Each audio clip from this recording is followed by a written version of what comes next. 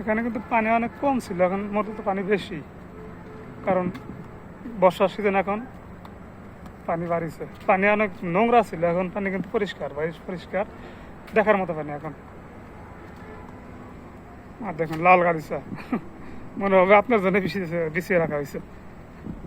আর এখানে যদি আপনি এভাবে বসে থাকেন, বিশেষ করে বিকালবেলা, মন কিন্তু এমনি ভালো হয়ে যাবে, সঙ্গী লাগবে না, আপনি একাই প্রাউড ফিল করবেন।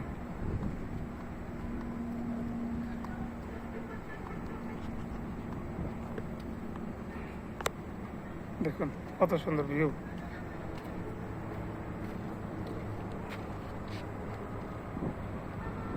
বিশাল বড় নদী।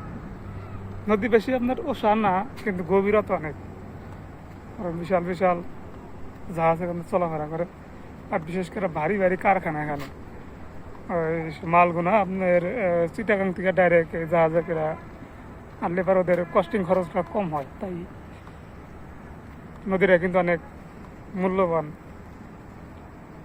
সম্পদ বাংলাদেশের করতে গেলে, যেহেতু আমাদের বাংলাদেশ নদীমাতৃক দেশ।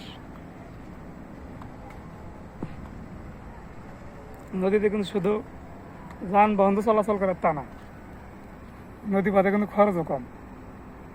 বিশেষ করে এখানে মাছ থাকতে পারে, অনেক মাছ চাষ হয়, মাছ পাওয়া যায় এখানে নদীতে। আরো বড় স্বাদের মাছ কিন্তু এগুলো। দেখুন এই যে মাছগুলো ক্যামেরা আসছে কিনা, দেখুন এই যে কেমন করে লাভ দিচ্ছে। আর ওই যে মাছের ঝাঁক কিন্তু এটা আমি দেখতে পাচ্ছি, আপনারা দেখতে পাচ্ছেন কিনা জানি না। যদি আশেপাশে কেউ থেকে থাকেন, যদি সময় থাকে, এখানে ঘুরে যাবেন, আসে ভালো লাগবে।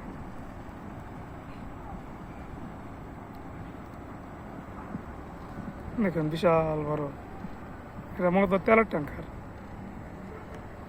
Oil tanker. এটা সম্ভবত তেল আনা হয়েছে।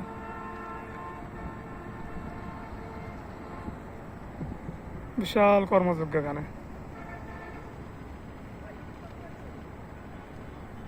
আর পাশে দেখুন কত সুন্দর গাছ।